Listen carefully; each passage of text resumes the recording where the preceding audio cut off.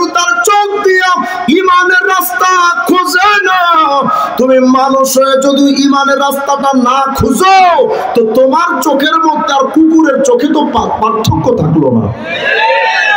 তোমার কানটা দিয়া যদি তুমি ঈমানের কথা না শোনো, অন্তর দিয়া যদি ঈমানের কথা না বুঝো, তো আমি আল্লাহই তো দেখলাম তোমার কানের মধ্যে আর কুকুরের কানে কোনো তফাৎ রইল না, তোমার অন্তরের মধ্যে আর কুকুরের অন্তরের মধ্যে কোনো তফাৎ থাকলো না। অতএব বান্দা শোনো, যদি এই চোখ কান অন্তর তুমি ঈমানের রাস্তায় ব্যবহার করতে পারো, তোমার সম্মান দেব ফেরেশতাদের চাইতেও বেশি। কিন্তু এইগুলা থাকতেও যদি কুকুরের মতো চলো, ঈমানের পথে না আসো, আমি আল্লাহ ফেরেশতাদের উপরের সম্মান থেকে একটা টান মাইরা নিচে নামায়া তোমারে এখন বানায়া দেব উলাইকা কাল আনআম। তুমি ফেরেশতাদের চাইতে দামি নও, তুমি কুকুরের মতো নিকৃষ্ট। কথাটা কার? এই কথা শোনার পরে নাস্তিকদের মাথা খারাপ। নাস্তিকরা হুজুর এটা কোনো কথা? কি হয়েছে ভাই? আল্লাহ মানুষের কুত্তার সাথে তুলনা দিছে, এটা কোনো ভদ্রতা? আমি বললাম এখন দেখি নাস্তিকরাও ভদ্রতার আলাপ করে, অথচ পৃথিবীর মধ্যে আসমান আর জমিনের ভেতরে সবচাইতে অসভ্য এবং অশালীন বর্বর জাতির নাম হলো নাস্তিকতা। এদের চাইতে নিকৃষ্ট প্রাণী আসমানের উপরে নাই। নাস্তিক হুমায়ুন আজাদ একটা বই লিখেছে, আমার অবিশ্বাস, বইটা আমার কাছে আছে, আমি পড়েছি। আমার অবিশ্বাস বইয়ের মধ্যে নাস্তিক হুমায়ুন আজাদ লিখেছে, নৈতিকতার সংজ্ঞা হলো আমার দ্বারা কোনো মানুষের যেন ক্ষতি না হয়। এটার আবার বিরাট বিস্তর ব্যাখ্যা আছে। এরা বোঝাতে চায় যে আমি কোন মেয়ের সাথে যদি বিবাহ ছাড়াই যদি আকাম কুকাম করি, মেয়েও যদি খুশি থাকে আমিও যদি খুশি থাকি, এটাকে অনৈতিকতা বলা যাবে না। শুধু অন্য মেয়ে নয়, কোন ভাই যদি নিজের বোনের সাথে জেনা করে, কোন সন্তান যদি নিজের মায়ের সাথেও জেনা করে, সন্তান আর মা উভয় যদি হ্যাপি থাকে, এটা অনৈতিক অশালীনতা বলা যাবে না। এই নাস্তিকরা প্রশ্ন করে আল্লাহ ভদ্রতা জানে না। নাউজুবিল্লাহ বলবেন না দাদা? আমি বললাম আল্লাহ ভদ্রতা জানে না কেন কইলা? কজরে যে আল্লাহ কইছে কিছু মানুষ কুকুরের মতো। আমি বললাম এই বেটা, আল্লাহ তো শুধু তুলনা দিয়েছেন কিছু মানুষ কুকুরের মতো, কিন্তু তোমাদের আখলাক আর চরিত্রের দিকে তাকাইলে তো দেখা যায় এই পৃথিবীর কিছু মানুষের কাজকর্মের দিকে তাকাইলে দেখা যায় ওদের চাইতে কুকুর শুকর হাজার গুণ ভালো। দু একটা উদাহরণ দিই আপনাদের। আপনাদের এই শিবচর এলাকার স্থানীয় কিছু কুকুর থাকে না, এলাকা ভিত্তিক কুত্তা। এই কুকুরদের একটা স্বভাব দেখবেন, এই এলাকায় যদি অন্য এলাকার কুকুর এসে যায়, আপনি কি মনে করেন ওরে সালাম কালাম মোসাফা কইরা সুন্দর ভালো মন্দ কুশল বিনিময় কইরা হেরে ডাইকা পাশে বসে কয় যে তাহিরি আঙ্কেলের মতো 5 কাপ কফি খা? এটা বলে এমন দৌড়ানি দেয় শিবচর ছাড়া। তাহলে বোঝা গেল কুকুরের মধ্যে ক্ষমতার একটা নেশা আছে। আসতে কইলেন যে আরো জোরে কল। কুকুর চাই না তার এলাকায় অন্য কোন কুকুর এসে আধিপত্য বিচার করো। দুনিয়ার মানুষ রে, 72-71 সালের পর থেকে নিয়ে আজ পর্যন্ত যত সরকার আমাদের বাংলাদেশে এসেছে, কেউ বা বাকশাল কায়েম করতে চেয়েছে, কেউ বা আমার দেশে স্বৈরাচারী করে 90-এর আগেই বিদায় হয়েছে, এরপর একটার পর একটা সরকার এসেছে, সবাই ক্ষমতাটারে কুক্ষিগত করতে চেয়েছে, কেউ ক্ষমতাটাকে হস্তান্তর করতে চায় নাই। রাগ কইরেন না কে কোন দল, আমার ওটা বোঝারও দরকার নাই, জানারও দরকার নাই। তবে সুস্পষ্ট বক্তব্য হলো, যারা ক্ষমতা পাইয়া অন্য কাউরে ক্ষমতায় দেখতে চায় না, তাদের মধ্যে আর কুত্তার মধ্যে তফাৎ থাকে না। এটা কুকুরের স্বভাব, মানুষের স্বভাব নয়। সামনে নির্বাচন আসতেছে না, দেখবেন এক নেতার লোকেরা আরেক নেতার কর্মীদের পিটাবে। আমাদের বাংলাদেশের 54 বছরের রাজনীতি ঠিক এটাই হয়েছে, যখন যেই সরকার ক্ষমতায় আসে বিরোধী দলের পিটা, ঠিক না? আগুন দিয়া ঘর জ্বালায় দেয়, দোকান জ্বালায় দেয়, ব্যবসা প্রতিষ্ঠান জ্বালায় দেয়, সরকারি সম্পদ নষ্ট করে দেয়। আপনি যে দোকানটা জ্বালায় দিলেন, এই লোকটা, আপনার তো উচিত ছিল যে এই দোকানের ইনকাম দিয়ে শুধু এই লোকটা খায় না, তার অসুস্থ বাবা মা, তার ছোট বাচ্চা কাচ্চা, তার স্ত্রী, সবার দুমুঠো আহার ওর দোকান থেকেই তৈরি হয়। আল্লাহ তার রিজিকটা ওখানে রেখে দিয়েছেন, তুমি এটা পুরাই না কেমনে ভাই? তোমার বিবেকটাকে একটু জাগ্রত হয় নাই? তোমার বিবেকের মধ্যে তো নাড়া দেওয়া দরকার ছিল যে আমি তার সম্পত্তিকে বাজেয়াপ্ত করে দিলাম, ওর বাচ্চাগুলো খাবে কি? এরাই যখন ক্ষমতায় যাবে তখন যখন তোমার এমন করবে, তুমি যে অন্য মায়ের সন্তানটারে জবাই কইরা মায়ের কোলটা খালি করে দিলাম, তোমার মায়ের কোলটাও যেদিন খালি হবে তুমি তোমার মায়ের চোখের পানি কি সহ্য করতে পারবা? তাহলে অন্য মায়ের পেট খালি করো কেন? আমাদের এই নোংরা রাজনীতি থেকে ফিরে আসা উচিত। যেই রাজনীতি মানুষের জানের নিরাপত্তা দিতে পারে না, মালের নিরাপত্তা দিতে পারে না, এই সমাজের নিরাপত্তা দিতে পারে না, যে রাজনীতি আগুনের রাজনীতি, ওই রাজনীতির কপালে আগুন ধরানো দরকার। কিসের রাজনীতি ওগুলো? আমার নেতার কিছু হলে জ্বলবে আগুন ঘরে ঘরে, ঘরগুলো তোর বাপে বানায় রাখছে হারামি। যারা ঘর চালায় তোমার স্লোগান দেয়, ওদেরকে জ্বালায় দেওয়া উচিত। সরকারি সম্পত্তি পোড়াস, সরকারের উপর রাগ করে সরকারি সম্পত্তি যারা পোড়াও, মনে রেখো সরকারের সম্পত্তি যে তুমি পোড়াইলা, ওই সম্পত্তি তো সরকারের বাপের না। কথা বলেন, ওই সম্পত্তি তো বাংলাদেশের 18 কোটি মানুষের। সরকারি 1-4 আনার ক্ষতি যদি কোনো মানুষ করো, কিয়ামতের ময়দানে 18 কোটি মানুষের কাছে তোমাকে জবাব দিতে হবে। অতএব জানার পরও রাজনীতিটা বন্ধ করেন, এটা মানুষের রাজনীতির কুত্তার স্বভাব। বলেন তো আপনাদের শিবচর এলাকার যে কুকুরগুলো খানা খায়, প্রতিদিন খায় না ওরা? কুকুর যে খানা খায়, কি মনে হয় শিবচর থেকে মোরগ পোলাও রেজালা একেবারে কাচ্চি বিরিয়ানি আইনা পার্সেল কইরা প্রতিদিন 3 বেলা 3 ওয়াক্ত খানা কুকুর খায়? বলেন তো কুকুরের খাবার ভালো খাবার না ময়লা? কুকুরের খাবারটা বলেন তো পাক না নাপাক? রাগ কইরেন না, ওরে সুদখোর, তোমার খাবারটাও তো নাপাক। এখন আসতে কয় বিচারের নামে টেবিলের নিচ দিয়া 2 লক্ষ টাকার বান্ডেল দিয়া বিচারটা ঘুরা দিছ। ও ঘুষখোর, তোমার খাবারটাও তো নাপাক। যৌতুক যারা নিছ, তোমার খাবারটাও তো নাপাক। এখন আসতে কয় সরকারের রিলিফের টাকা, গমের টাকা, চাইলের টাকা যারা চুরি কইরা যে নেতারা হারাম খাও, ওই হারামখোর নেতাদের খাবারটাও তো নাপাক।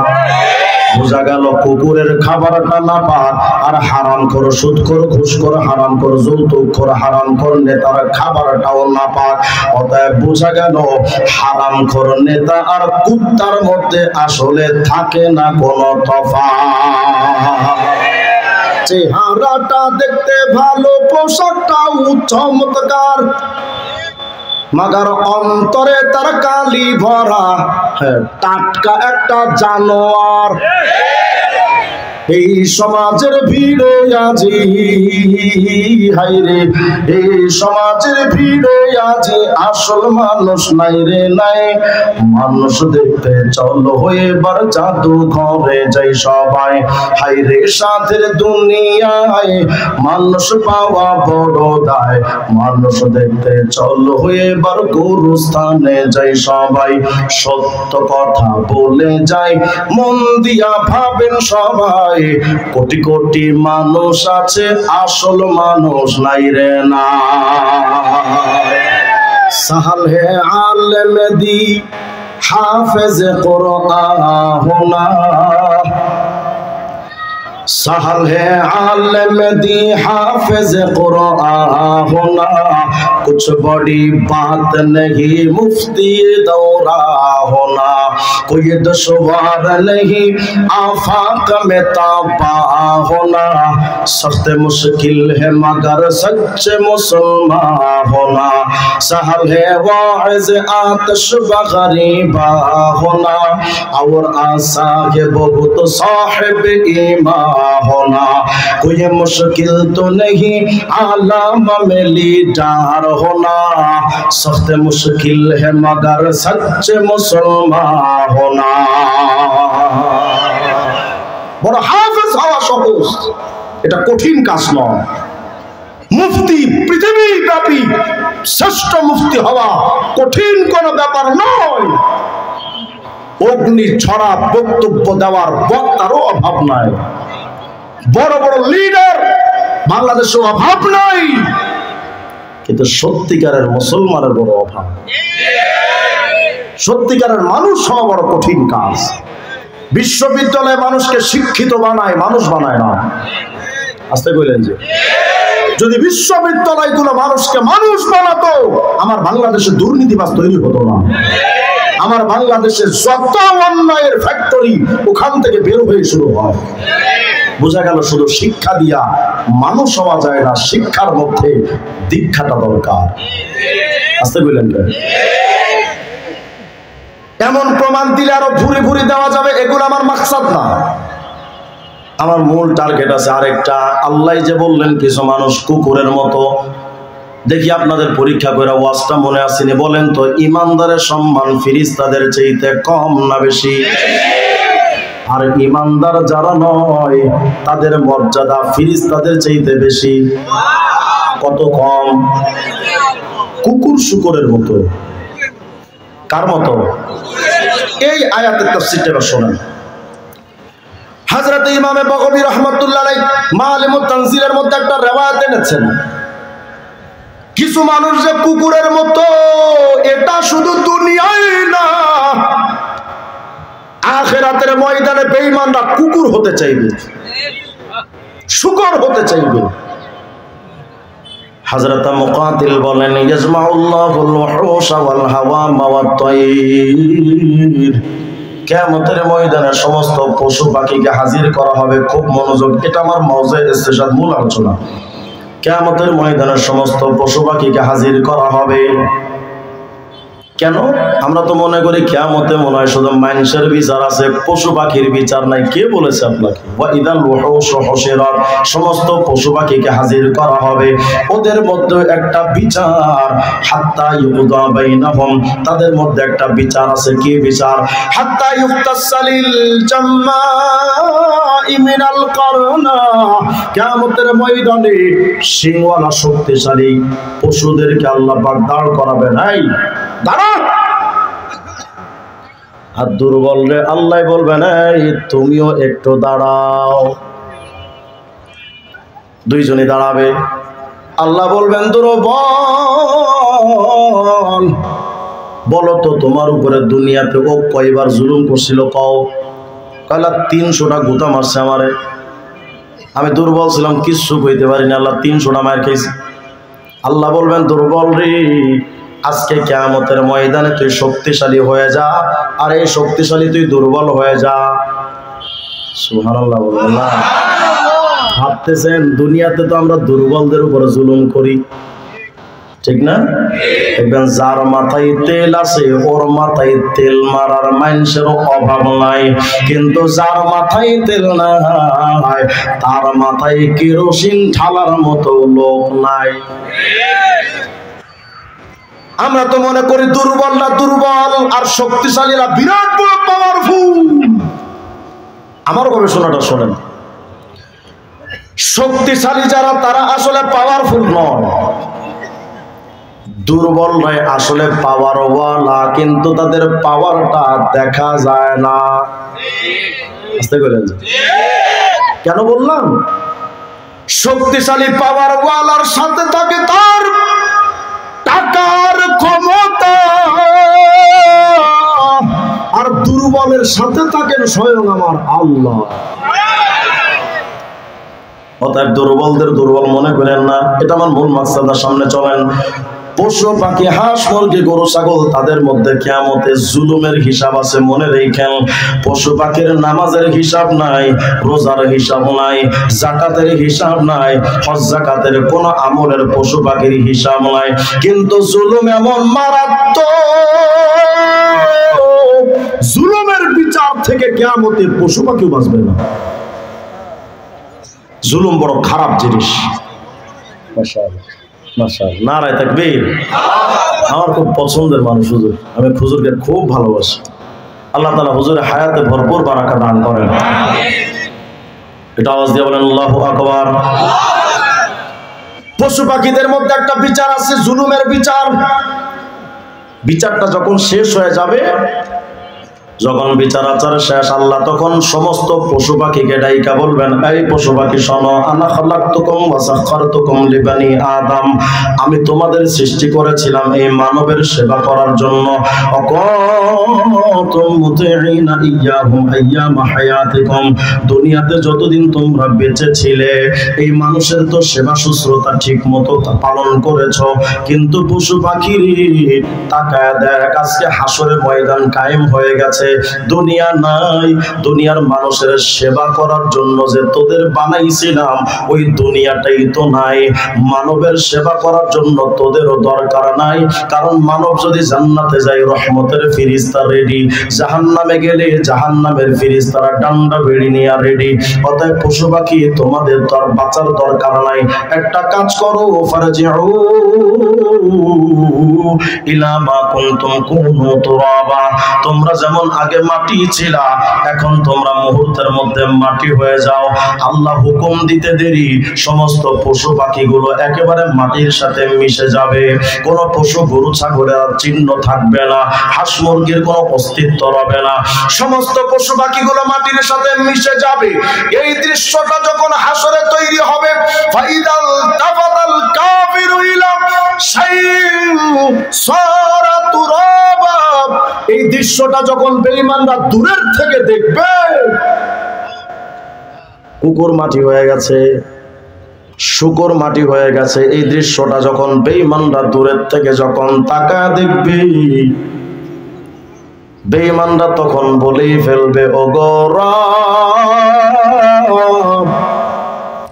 কুকুর মাটি হয়ে গেল, ওর তো আর কোনো পেরেশানি নাই, শুকর মাটি হয়ে গেছে, ওর তো আর জাহান্নাম নাই, কিন্তু আমি মানব ঈমান নিয়ে আসতে পারি নাই, ও রব, এই হাসরে ময়দানে তো শাস্তিতে আছি, ওদিকে তো আমার জন্য আবার জাহান্নাম রেডি। জাহান্নামের শাস্তি তো পরে, হাসরের শাস্তি কেমন হবে জানেন? এটা বোঝার জন্য বলেন তো, মক্কায় গেছেন কে? হাত ওঠান তো। মক্কায়, মাশাআল্লাহ, হাত নামান, বলেন তো আমারে, মক্কার রাস্তায় দুপুর বেলা খালি পায়ে হাঁটা সম্ভব? কেন? মক্কার রাস্তার পিচ এতটা তীব্র গরম, খালি পায়ে কোন মানুষের পক্ষে চলা সম্ভব না, আল্লাহর রহমত ছাড়া কোনোভাবে চলা সম্ভব না, এতটা গরম। গত বছর, আগের বছর হজের সফরে আমি গেছি, তো মসজিদে হারামে আসছে জামাতে নামাজ পড়তে, তো বাঙালি মসজিদে যেমন আমরা জুতা এদিক সেদিক ফালায় দৌড় দিই, আমিও তাড়াহুড়া করে জামাত ধরছি, জুতা যে কই রাখছে আমার মনে নেই, তো সম্ভবত আমি এসে জুতার পাই নাই, হয়তো কোনো খাদেমে ফেলে দিয়েছে, অথবা আমি নির্দিষ্ট জায়গায় খুঁজে পাইনি, কারণ চতুর্দিকে সবই দিয়ে একরকম। তা আমি তো মোবাইলও নিয়ে যাই নাই যে ফোন দিয়ে বলবো যে একটা জুতা আনেন, এখন হোটেলে তো আমার যাওয়া লাগবে, কি করি?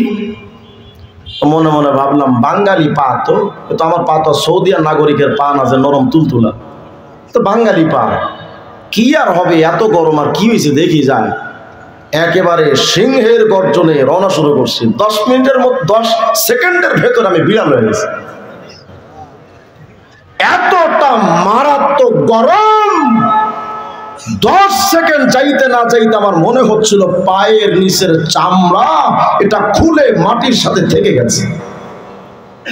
তাড়াহুড়া করে একটা কার্টুনের উপরে দাঁড়িয়েছে, নামাজের পরে কিছু লোক ওখানে জিনিসপত্র বিক্রি করে, কার্টুন একটা রাশি ওটার উপরে গিয়ে দাঁড়িয়েছে, 5 সেকেন্ড 3 সেকেন্ড এভাবে 2 পা 3 পা করে করে তারপর হোটেলে আসে।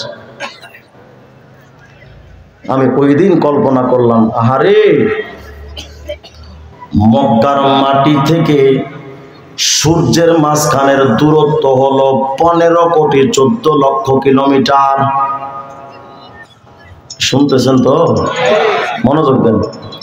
মক্কার মাটি থেকে সূর্যের মাঝখানের দূরত্ব হলো 15,14,00,000 কিলোমিটার। 15,14,00,000 কিলোমিটার দূরে সূর্যের তাপ মক্কার মাটিরে যদি এত গরম করে দেয়, আল্লাহর হাবিব বলেন কিয়ামতের ময়দানে তুদনা শামস, সূর্যটা একেবারে মাথার কাছাকাছি আনা হবে।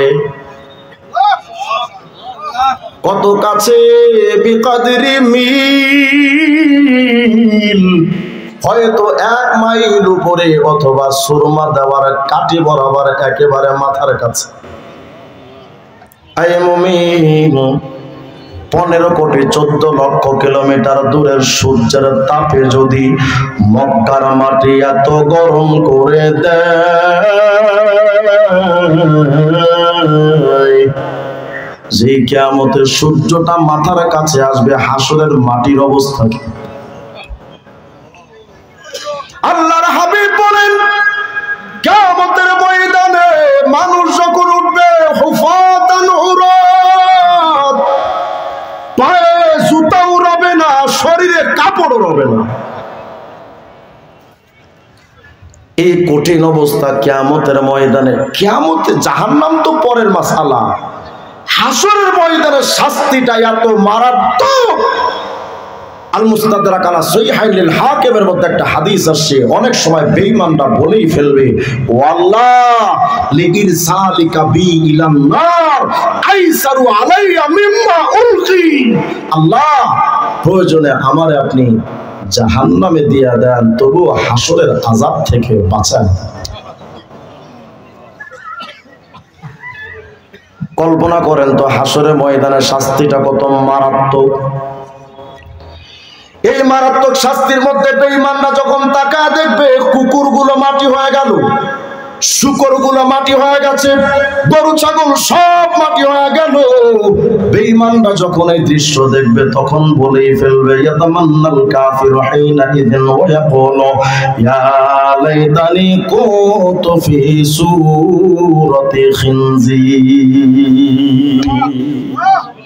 আল্লাহ আমার মানুষ বানাইছিলেন কেন? আমার কুত্তা বানাইতে পারেন, শুকর বানাইতে পারেন না। এটা আনলাম ওই আয়াত বোঝানোর জন্য যে আল্লাহ বলেন উলাইকা কাল আনআম, কিছু মানুষ যারা ঈমানদার নয় তাদের মর্যাদা কুকুরের মতো, শুকরের মতো। কিয়ামতের ময়দানে বেঈমানরা তো শুকর হতে চাইবে, কুকুর হতেই চাইবে। কেন চাইবে? কারণ কুকুর শুকর যদি হয়ে যায় তারাও তো কুকুর শুকরের মতো মাটি হতে পারবে, তাদের তো আর জাহান্নামে যাওয়া লাগবে না। এজন্য আল্লাহরে বলবে, আল্লাহ কুকুর বানাইলা না কে? যদি কুকুর বানাইতাম ওদের মতো মাটি হয়ে যেতাম, আমাদের আর শাস্তিতে যাওয়া লাগতো না। আল্লাহ তোদের কুকুর শুকর বানাবেন না। তখন বেঈমানরা কি করবে? এই সূরা, এই কোরআনে কারীমের সূরাতুন নাবার 40 নম্বর একেবারে শেষ আয়াতে আল্লাহ বলেন, ওয়া ইয়াকুলুল কাফিরু ইয়া লাইতানি কুনতু তুরাবা। বেঈমানরা বলবে, আল্লাহ ওই কুকুর শুকুরে যেমন মাটি বানায় দিয়েছেন, আমাদেরকেও মাটি বানায় দেন,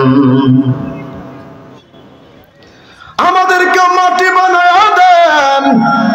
আমাদের আর মানুষের থাকার ইচ্ছা নাই। হযরত আবু হুরায়রা বলেন, ওই সময় মাটির জবান খুলে যাবে। আল্লাহু আকবার।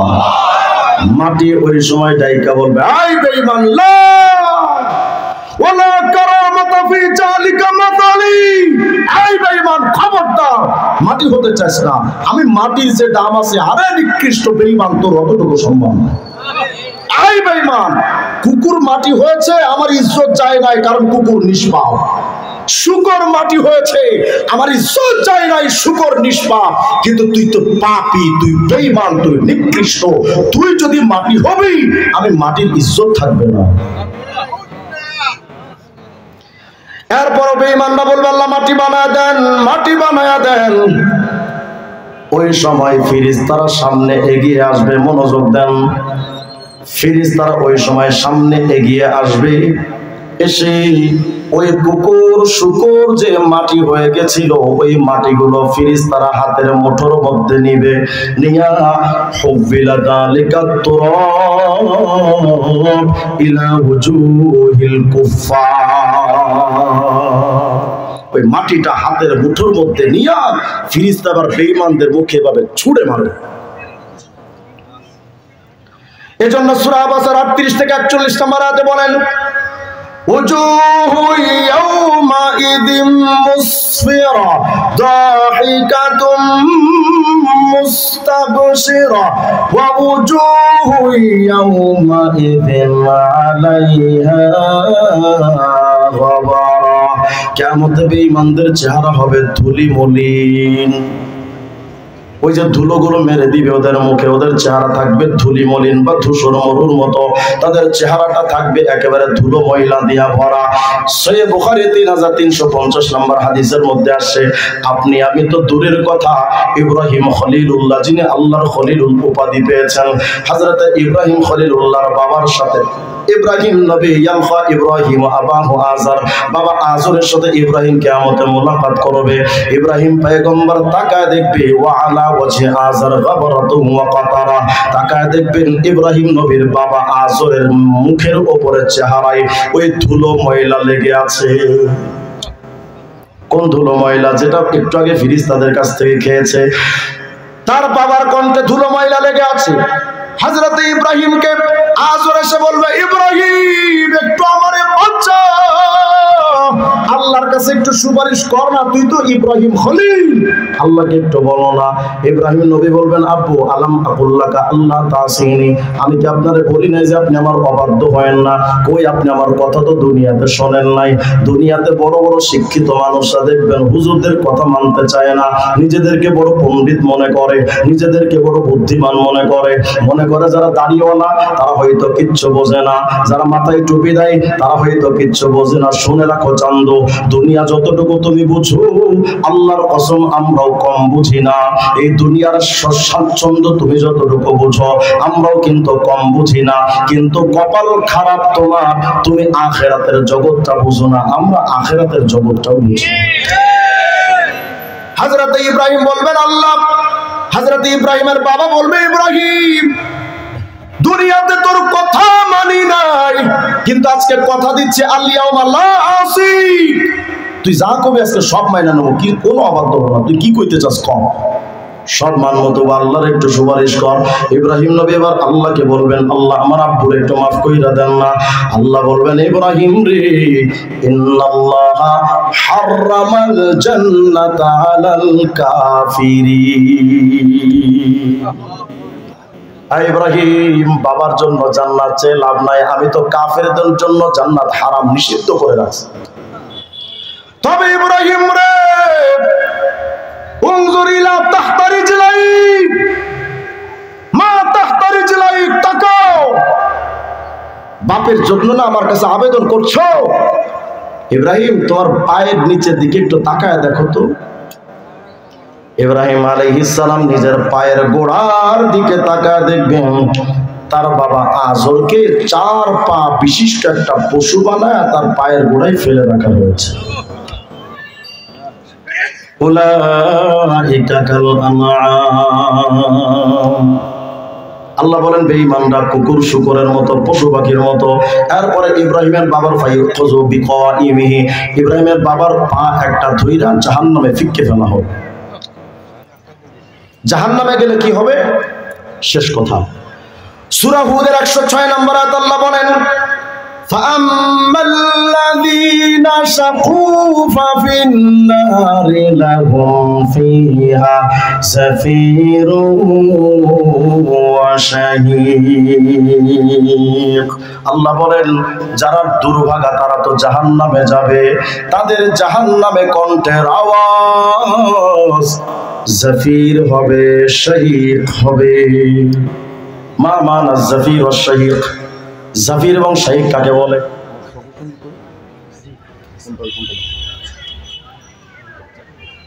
আমার সবুজ সঙ্গীগুলো ফোনটা দেবো। আল্লাহ বলেন বেঈমানদের কণ্ঠের আওয়াজ হবে জাফির এবং শাহীক। জাফির এবং শাহীকের অর্থ কি? ইবনে আব্বাস রাদিয়াল্লাহু আনহুমা রাইসুল মুফাসসিরিন তিনি বলেছেন যে সাউতুল কুফার কা সাউতিল কিলাব, জাহান্নামীদের কণ্ঠের আওয়াজ হবে ঘেউ ঘেউ আওয়াজ। কিসের আওয়াজ? কুকুরের মতো ঘেউ ঘেউ আওয়াজ। আর মোল্লা আলী কারি রহমাতুল্লাহ আলাইহি উমদাতুল কারির মধ্যে একটা রওয়ায়াত নকল করেছেন, ইয়াসিরু সাউতুল কুফার কা সাউতিল হিমার, বেঈমানদের কণ্ঠের আওয়াজ হবে গাধার মতো, কারণ গাধার আওয়াজ আউয়ালুহু জাফির ওয়া আখিরুহু শাহীক। বেঈমানদের কণ্ঠের আওয়াজ হবে গাধার মতো, কারণ গাধার আওয়াজটা দুই প্রকার। যখন তারা আওয়াজ করে শুরুতে একরকম স্বর, শেষের দিকে গাধার আওয়াজের স্বরের স্বর আরেক রকম। শুরু স্বরকে বলা হয় জাফির, শেষের স্বরকে বলা হয় শাহীক। গাধার স্বর, গাধার আওয়াজ শুনেছেন কি এখানে আছেন? আচ্ছা, যদি না শুনে থাকেন আমি আপনাদেরকে গাধার আওয়াজটা একটু শোনাই, তাহলে ভাবতে পারবেন। এটা হাসির জন্য শুনবেন না, একটু কল্পনা করেন জাহান্নামীদেরকে কতটা মারাত্মক শাস্তি দেওয়ার পর জাহান্নামীদের কণ্ঠের আওয়াজ গাধার মতো হতে পারে। একটু শোনেন তো গাধার আওয়াজটা কত মারাত্মক।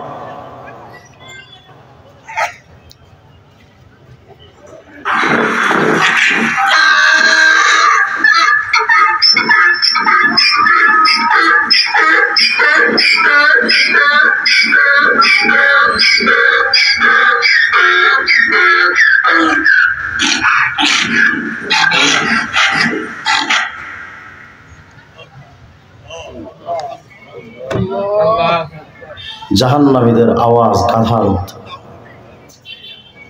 ভাইরা, সারা রাত ওয়াজের দরকার নাই, শুধু নিজের বিবেকটাকে একটু জাগ্রত করেন যে আপনি আমি যে আখিরাতের জগৎ থেকে এতটা গাফেল উদাসীন, আপনার আমার হালতটা হবে কি কিয়ামতের ময়দানে?